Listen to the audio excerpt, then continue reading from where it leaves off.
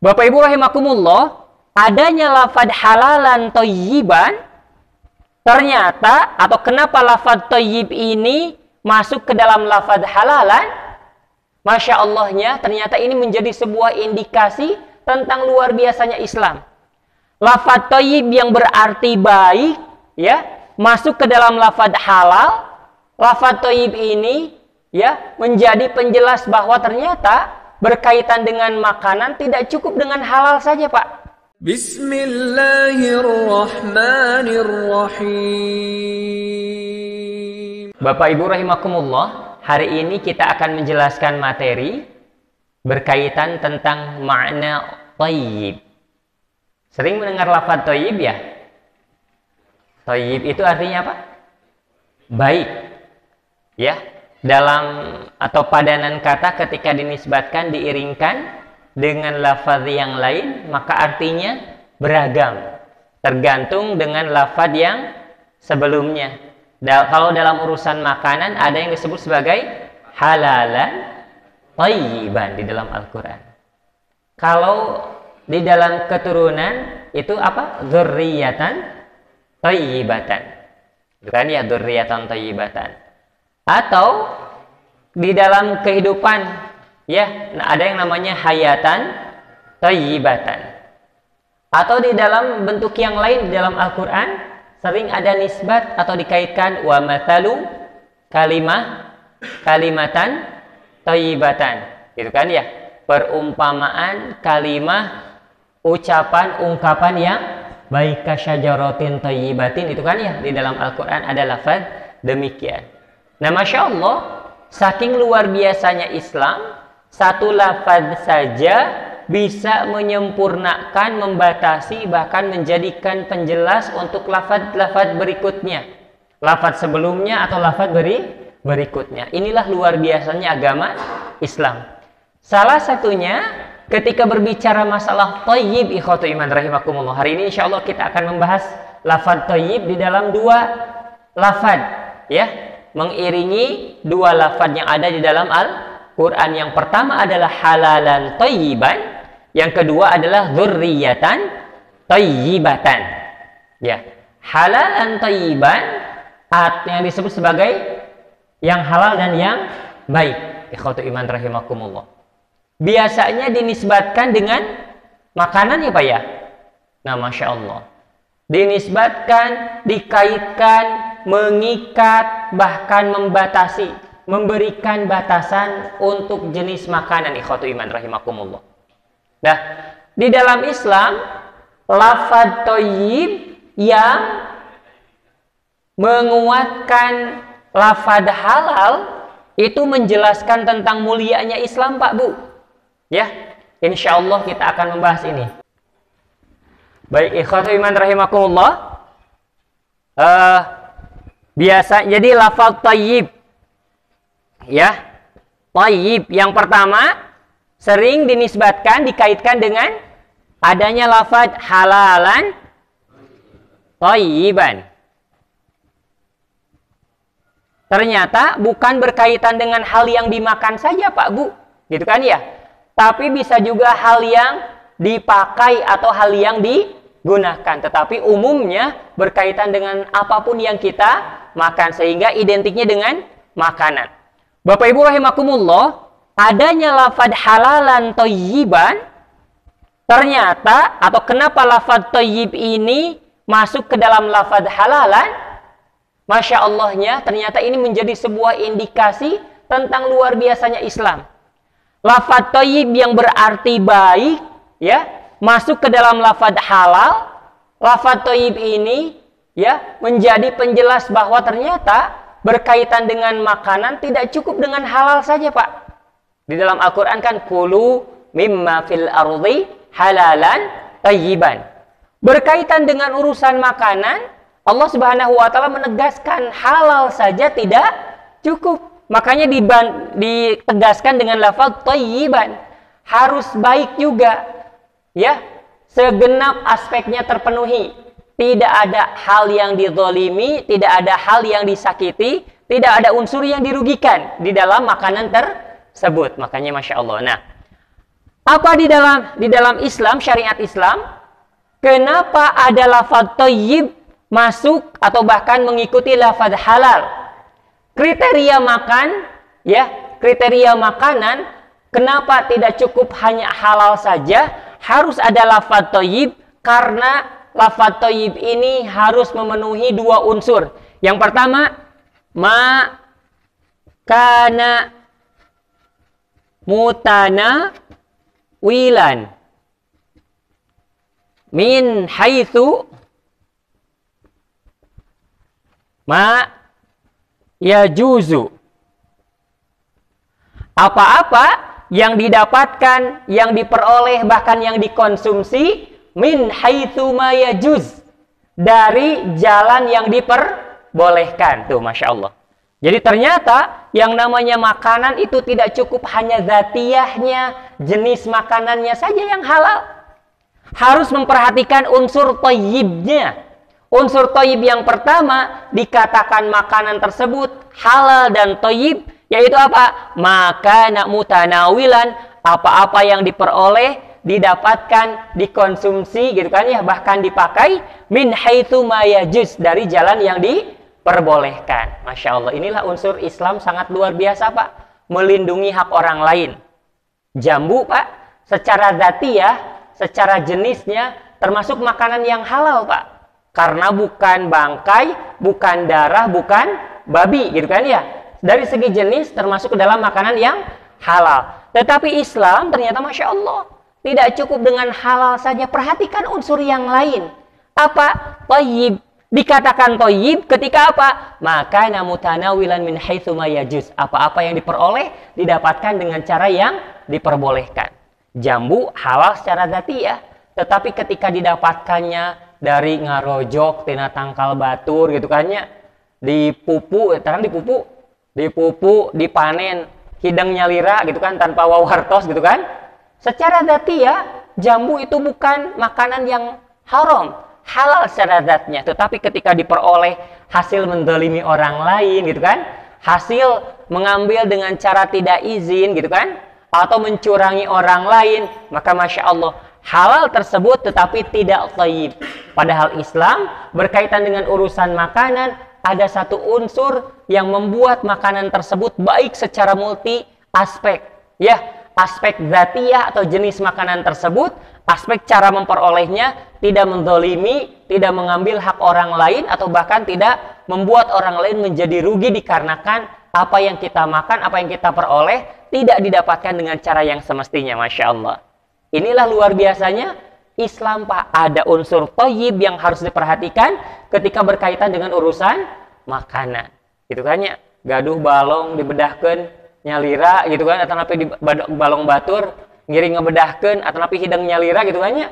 Lauk, gitu kan ya, ikan itu secara zatiyah halal. Apakah halal saja cukup di dalam urusan makanan? Tidak, Pak. Ternyata Islam memproteksi hak orang lain, memproteksi cara memperolehnya, memproteksi transaksinya, ikhtiarnya, dan yang lain sebagainya.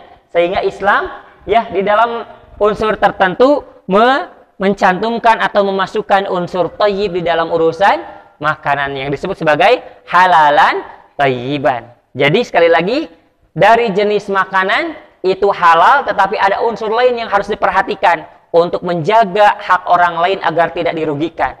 Itu kan ya, ada yang namanya ya darmaji, ya, dahar lima ngaku hiji bala-bala yang tadinya halal secara zatiyah, Pak, bisa jadi menjadi tidak thayyib ketika kita makan 5, tetapi yang dibayar kita 3, 2, atau 4, atau bahkan 1. Ikhwatu iman rahimakumullah. Nah, ada unsur hak orang lain yang dijaga, ada unsur memproteksi atau betul-betul mempagari agar hak-hak orang lain tidak diambil oleh kita secara zalim. Maka ikhtiar, cara memperoleh makanan, cara mendapatkan makanan, cara mengkonsumsi makanan, itu ternyata termasuk ke dalam unsur thayyib. Bahkan unsur thayyib ini menjadi sebuah pelengkap di dalam urusan makanan. Tidak hanya cukup dilihat dari halal saja, tetapi harus ada unsur lain yang diperhatikan. Yaitu unsur apa? Thayyib. Karakteristiknya apa? Thayyib itu makana mutanawilan min haitsu ma yajuz. Apa-apa yang didapatkan, yang diperoleh dari cara yang diperbolehkan. Masya Allah.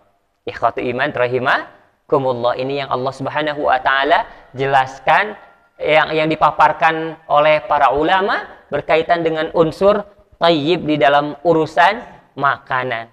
Makanya Masya Allah, ya Pak, berkaitan dengan nafkah atau napi rizki, bukan hanya asal kita dapat saja, asal kita memperoleh mendapatkannya, asal ada ketika bulanan, 2 mingguan atau bahkan harian, Pak. Tapi perlihatkan juga atau perhatikan juga, jangan sampai uangnya kita dapat tapi cara memperolehnya hasil menzalimi orang lain. Maka Masya Allah, luar biasa. Nah makanya ada lafaz thayyib di dalam unsur agama, ya, salah satunya menjadi penguat lafaz halal, ya, yang disebut sebagai halalan thayyiban. Maka ini menjadi bukti sempurnanya agama Islam. Baiknya makanan tersebut, sehatnya makanan tersebut, atau halalnya makanan tersebut harus tidak menimbulkan efek yang lain, efek orang lain yang dizalimi, yang dirugikan dikarenakan cara memperoleh makanan kita yang tidak memperhatikan unsur-unsur demikian. Makanya Masya Allah, di dalam Islam ada yang disebut sebagai thayyib. Karakteristik thayyib yang pertama, makana mutanawilan min haitsu ma yajuz. Jadi yang namanya thayyib, baik, bagus gitu kan ya, enak, yang tidak menimbulkan efek merugikan untuk seluruh unsur yang bersinggungan dengan apa yang menjadi halal tersebut. Entah itu cara memperolehnya, tidak ada sosok yang dizalimi, tidak ada orang yang dirugikan dengan ikhtiar yang kita lakukan. Masya Allah, ikhwatu iman rahimakumullah. Ini yang disebut sebagai thayyib atau makna thayyib, karakteristik thayyib ketika masuk ke dalam lafaz halalan. Ikhwatu iman rahimakumullah. Ya, luar biasa.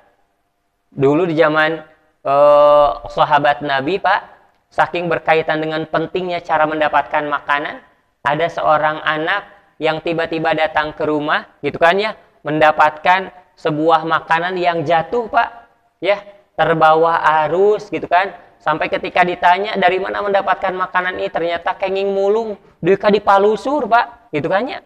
Dan bagaimana? Jadi makanan itu walaupun makanan tersebut buah dari segi zatnya adalah halal, tetapi kalau cara memperolehnya dengan cara yang syubhat atau bahkan haram, maka tidak termasuk ke dalam makna thayyib. Karena makna thayyib yang pertama mempunyai karakteristik atau kriteria makana mutanawilan min haitsu ma yajuz. Apa-apa yang diperoleh dengan cara yang diperbolehkan, dengan ikhtiar, ya, dengan pekerjaan, dengan transaksi, gitu kan, atau dengan thariqah, cara yang diperbolehkan di dalam ajaran Islam, ya. Makanya Masya Allah, Pak, ada yang di dalam Islam ada yang namanya isti'dzan. Apa isti'dzan itu? Meminta izin nyuhunkeun, gitu kan ya. Upami teh mah hoyong terus berkaitan dengan hak milik orang lain, ya, minimalnya da ieu mah geus lain sasaha deui, tos jadi seolah-olah tetangga rasa saudara, gitu kan ya. Aya tuangeun anu hak orang lain, gitu kan, walaupun kita merasa kalau kita ambil itu nggak apa-apa, udah bestie banget, gitu kan, contohnya sudah sangat bestie sekali, itu kan, sangat akrab. Tapi pertama harus ada akad yang pertama apa? Isti'dzan, meminta izin, nyuhunkeun atanapi meminta ukeun ieu nya, gitu kan ya, saya ngambil ini ya, nah baru mangga, silahkan, boleh, itu sudah menjadi akad. Makanan yang halal tersebut, cara mendapatkannya insya Allah menjadi thayyib kalau cara akad yang diperbolehkan. Yang kedua, di dalam Islam kalau sudah diberikan, ya, diperbolehkan, gitu kan, atau diberikan, yang diberikan itu Masya Allah minimalnya harus berterima kasih dengan cara apa? Jazakumullahu khaira, mendapat atau menyampaikan jazakumullahu, semoga Allah membalas engkau khaira, dengan hal yang lebih baik. Tuh Islam mengajarkan demikian.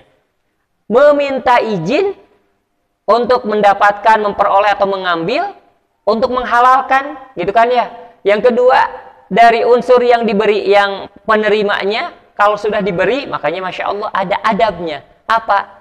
Mengucapkan terima kasih. Kalau punya, kita balas dengan yang semisal, atau bahkan kita balas dengan hal yang lebih baik, memberikan apa di kemudian hari itu di dalam Islam. Makanya ada syariat, idza huyyitum bitahiyyatin fahayyu bi ahsani minha aw rudduha. Kalau kita dihormati dengan sebuah penghormatan, maka kembalikan dengan yang lebih baik dari itu, atau minimalnya yang semisalnya. Ya, gaduh dibalas ku cara masihan anu sanes, upami henteu minimalna ku melafalkan lafaz jazakumullahu khairan. Kalau berterima kasih, nuhunnya terima kasih itu adab.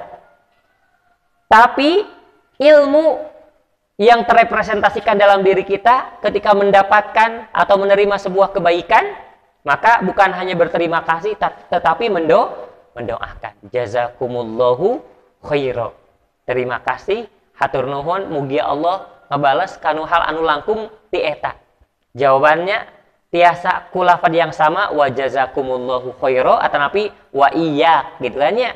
Mangga sami-sami, semoga kebaikan yang sama, balasan yang sama Allah berikan juga untuk engkau tuh, Masya Allah. Istidzan, meminta izin, bukan ianya, gitu kan ya, itu menjadi halal dan thayyib. Jenis makanan yang didapatkannya halal, cara memperolehnya juga thayyib. Maka makanan yang kita peroleh dengan cara hasil meminta atau meminta izin untuk mendapatkannya, itu menjadi makanan yang halalan thayyiban. Dikarenakan apa? Memenuhi unsur yang pertama, maka nak mutanawilan min haitsuma yajuz, apa-apa yang diperoleh dengan cara yang diperbolehkan. Nah, yang kedua, ya, jadi halal saja tidak cukup, harus memperhatikan unsur thayyib. Apa karakteristiknya? Wabi qadarin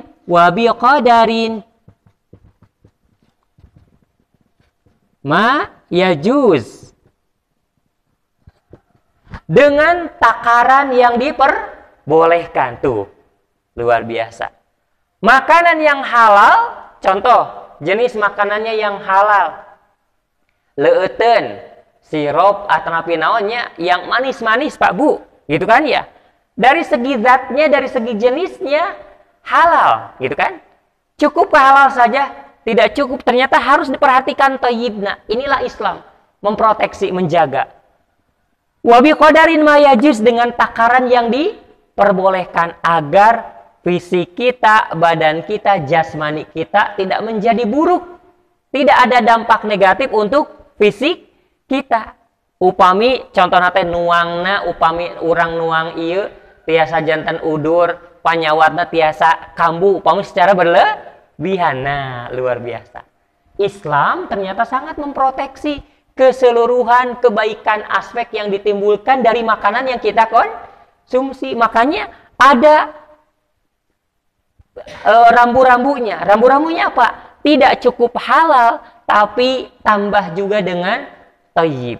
Karakteristik thayyib itu apa? Wabi qadarin ma yajuz, yang disebut sebagai makanan tersebut halal plus juga baik ketika memperhatikan takaran yang diperbolehkan. Ya, nuang anu lunyu-lunyu gitu kan ya, bukan anu unyu-unyu. Anu lunyu-lunyu yang berkuah kental sekali gitu kan. Itu secara zatnya, secara jenis makanannya halal.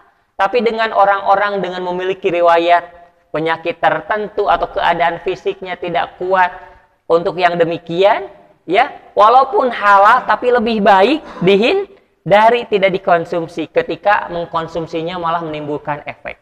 Nah, inilah Islam, sangat menjaga keseluruhan aspek. Tidak cukup enak, tidak hanya cukup suka saja, tidak hanya cukup halal dari segi zat atau jenis makanannya, tetapi Islam sangat menjaga jangan sampai dari makanan yang kita konsumsi itu ada efek lain, gitu kan ya, atau dampak negatif, efek samping dikarenakan tidak memperhatikan ya keadaan fisik kita.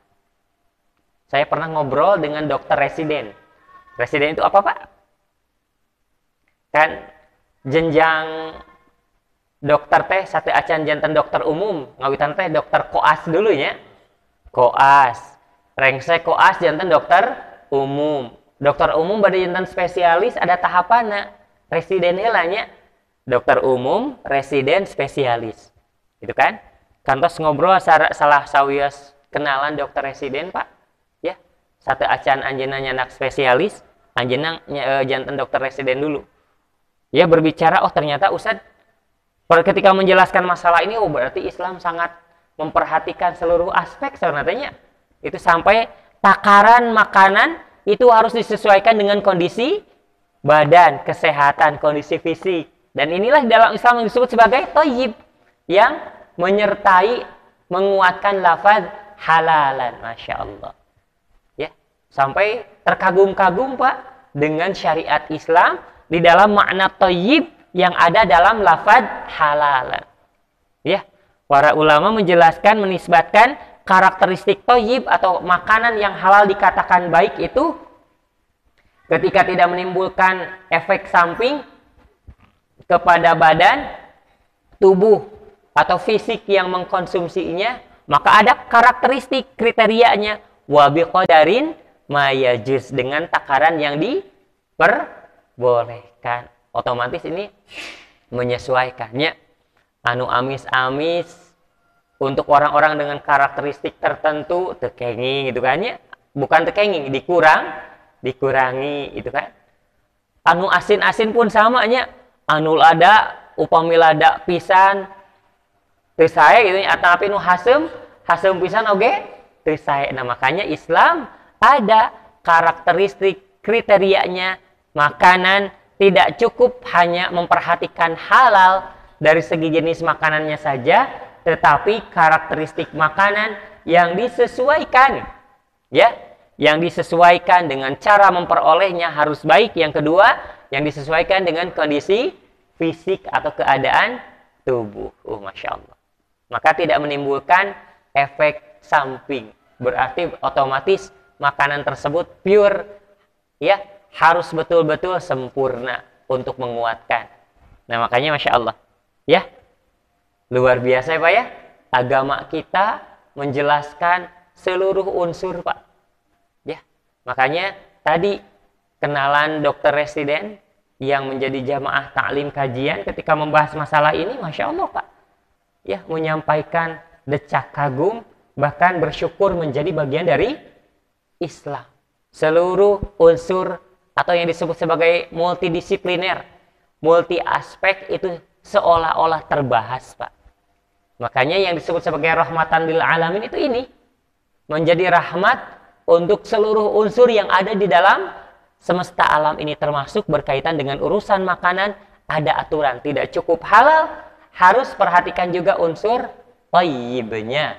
Ya, makanya ada lafaz di dalam Al-Qur'an, kulu mimma fil ardi halalan thayyiban. Lafaz thayyib di sini bukan asal pantas atau biar indah saja, tetapi di dalamnya terkandung makna yang sangat dahsyat, memberikan sebuah penjelas tentang unsur-unsur luar biasa di dalam Islam yang memperhatikan urusan makanan. Nah, makanya ya di dalam ilmu kesehatan ada yang disebut sebagai dosis, gitu kan ya Pak? Larasnya atanapi ambang batas, ambang wajar gitu kan, makanan yang dikonsumsi. Ada yang disebut sebagai takaran, ya. Atanapi ada yang disebut sebagai indikasi, kontraindikasi. Atanapi istilah efek samping. Jangan sampai ketika kita mengkonsumsinya, ya, malah ada efek samping atanapi menimbulkan kontraindikasi dari reaksi tubuh kita. Nah, makanya disesuaikan dengan ukuran atanapi kemampuan, keadaan, kondisi fisik dari tubuh kita. Ini yang disebut sebagai halalan thayyiban. Bisa dipahami Pak? Jadi yang pertama, thayyib di dalam unsur makanan, ya, menguatkan lafaz halal, karakteristiknya makana mutanawilan min haitsu ma yajuz, apa-apa yang didapatkan diperoleh, ya, dengan cara yang diperbolehkan. Berarti Islam sangat melindungi hak orang lain agar tidak terzolimi dikarenakan apa-apa yang kita makan, kan ya. Naon cenah muni reaktif kan bala-bala teh halal gitu kan, atanapi kan tuangan ieu teh halal tapi diambil diperoleh dengan cara yang dolim, nyandak teu mayar gitu kan ya. nyandak teu wawartos gitu kan. Itu halal secara dzatiyahnya tetapi tidak thayyib dikarenakan diperoleh dengan cara yang tidak diperbolehkan. Ini melindungi hak orang lain, Pak. Makna thayyib yang pertama melindungi hak orang lain agar tidak dirugikan. Nah, yang kedua, wa biqadarin ma yajuz, dengan takaran yang diperbolehkan ini melindungi kemampuan atau kondisi fisik diri sendiri. Dan inilah yang disebut sebagai rahmatan lil alamin, indikasi dahsyatnya luar biasanya ajaran Islam. Nah, baik, yang kedua, lafaz thayyib ada di dalam lafaz dzurriyatan thayyibatan. Artinya apa, Pak? Dzurriyatan thayyibatan itu keturunan yang baik. Doa dari siapa ini? Nabi?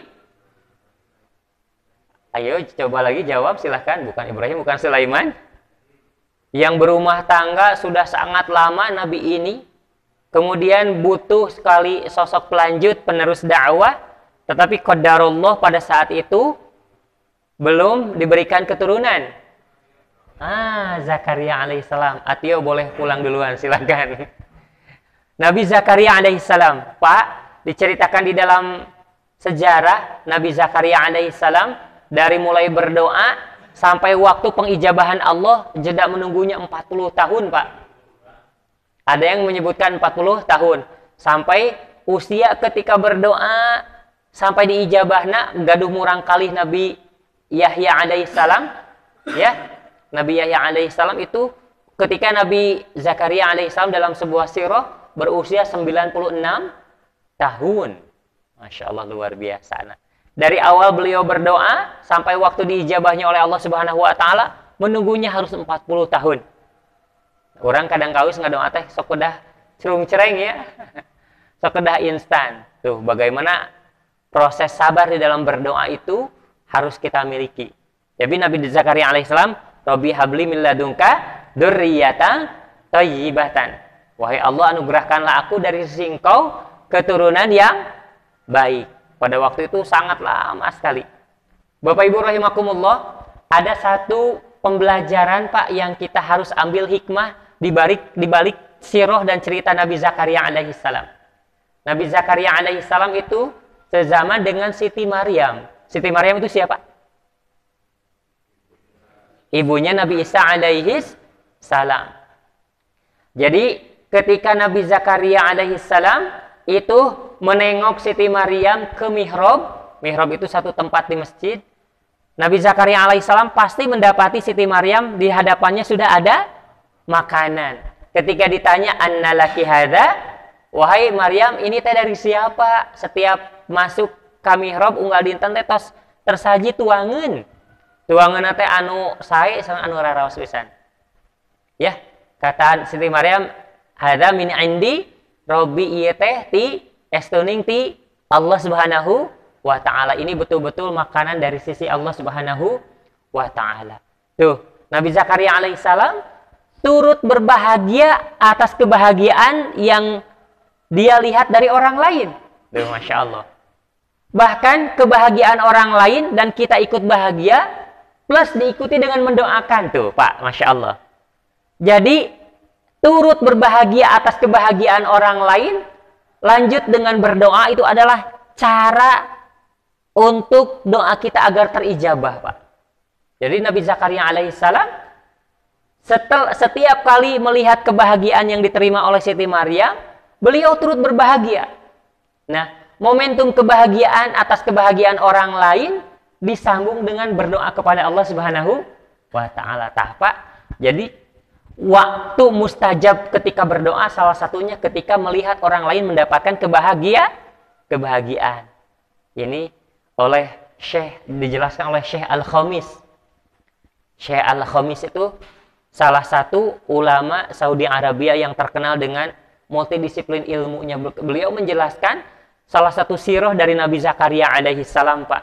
Nabi Zakaria alaihissalam satu akhlak terpuji yang patut kita contoh. Setiap kali mendapatkan kebahagiaan orang lain atau ningali batur teh nuju bingah, turut berbahagia. Ya, beliau juga turut bahagia henteu hasud, nyungkelit, batur kenging, meser motor anyar, urang anu murang maring contohna gitu kan ya. Wala'iyadzubillah. Turut berbahagia atas kebahagiaan orang lain. Bahkan momen tersebut kita gunakan untuk banyak berdoa untuk kebaikan diri kita, kebaikan orang lain, dan waktu tersebut adalah waktu diijabahnya berdoa, masya Allah. Jadi Nabi Zakaria alaihi salam, kenapa waktu yang sangat lama jeda menunggu kemudian Allah kabulkan, bukan hanya rahasia Allah, tetapi salah satunya wasilahnya dari banyak berdoa ketika mendapatkan kebahagiaan orang lain. Ya. Putra Nabi Zakaria alaihissalam itu siapa? Nabi Yahya. Ya. Nabi Yahya alaihi salam. Nah, ada lafaz dzurriyyatan thayyibatan. Apa arti dzurriyyatan thayyibatan? Keturunan yang baik. Nih Bapak Ibu, kadang ketika kita berbicara masalah keturunan yang baik, fokus orang teh kamurang kali kaincu orang leres teh. Padahal masya Allah, diri kita juga Pak, ya, kita juga adalah keturunan untuk orang tua kita, untuk ayah ibu kita, untuk kakek nenek kita. Jadi ketika berbicara masalah keturunan yang baik, bukan hanya sebuah harapan untuk anak dan cucu kita, tetapi target yang harus kita capai, Pak. Karena diri kita juga termasuk keturunan untuk orang tua kita. Makanya bagaimana untuk menjadi seorang keturunan yang baik? Ternyata kriterianya ada 3, ikhwatu iman rahimakumullah. Ya, disebut sebagai dzurriyyatan thayyibatan, keturunan yang baik itu man ta'arra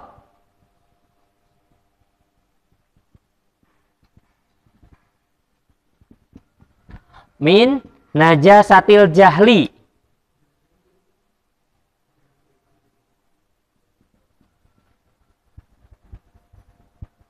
Nah,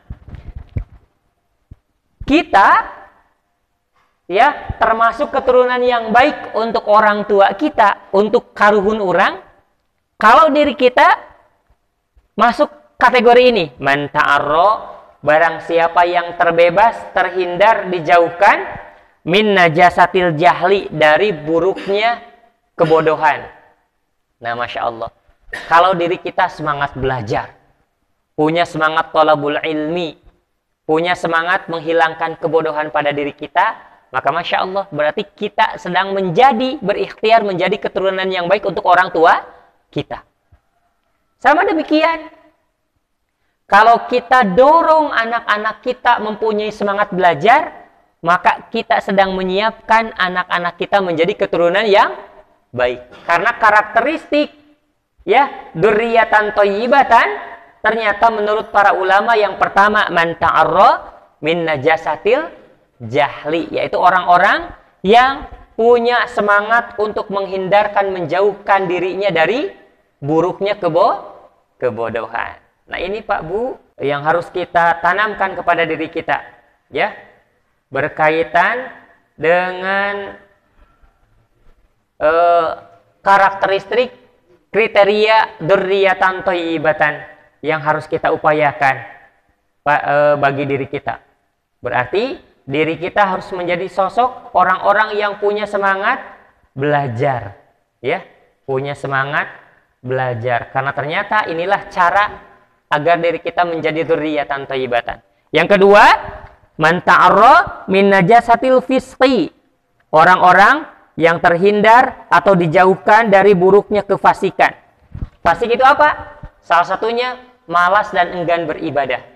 Ya, malas dan enggan beribadah. Jadi, kalau kita punya semangat ibadah, berarti diri kita sedang menjadi ikhtiar, menjadi generasi yang baik. Sama demikian, ketika anak-anak kita dorong untuk punya semangat beribadah, maka anak-anak kita sedang disiapkan untuk menjadi dzurriyyatan thayyibatan.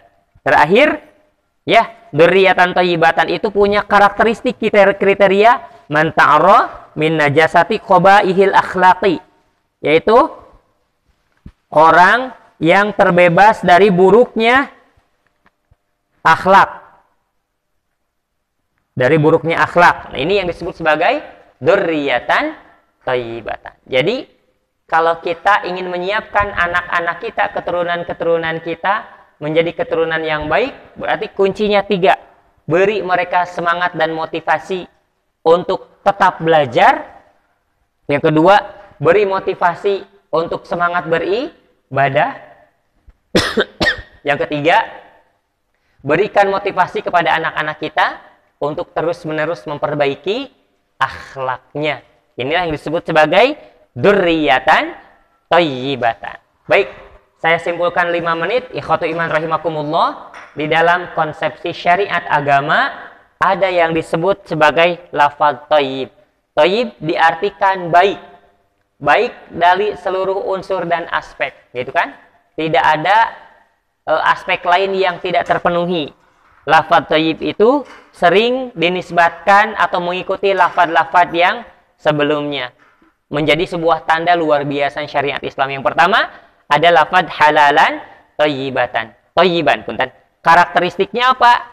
Maka nak mutanawilan min haitsu ma yajiz.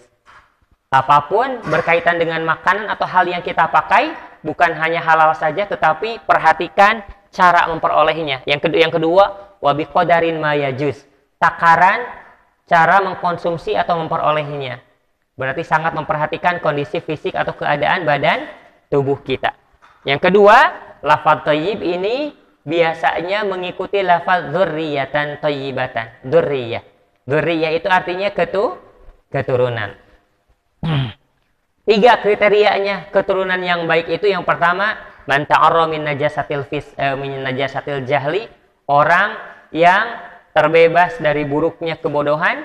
Yang kedua, orang terbebas dari buruknya kefasikan atau mempunyai semangat beribadah. Yang ketiga, orang-orang yang terbebas dari buruknya akhlak, terus-menerus memperbaiki akhlak dan karakteristik mereka. Hadirin ikhwatu iman rahimakumullah, barangkali inilah yang bisa disampaikan. Kita tutup dengan permintaan yang sangat kepada Allah. Rabbana zalamna anfusana wa illam taghfir lana wa tarhamna lanakunanna minal khasirin. La ilaha illa ant subhanaka inni kuntu minadh dhalimin. Rabbana hab lana min azwajina wa dhurriyyatina qurrata a'yun waj'alna lil muttaqina imama. Rabbana ihdinas siratal mustaqim. Rabbana atina fid dunya hasanah wa fil akhirati hasanah wa qina adzabannar. Wa akhiru da'wana anil hamdulillahi rabbil alamin. Assalamualaikum warahmatullahi wabarakatuh.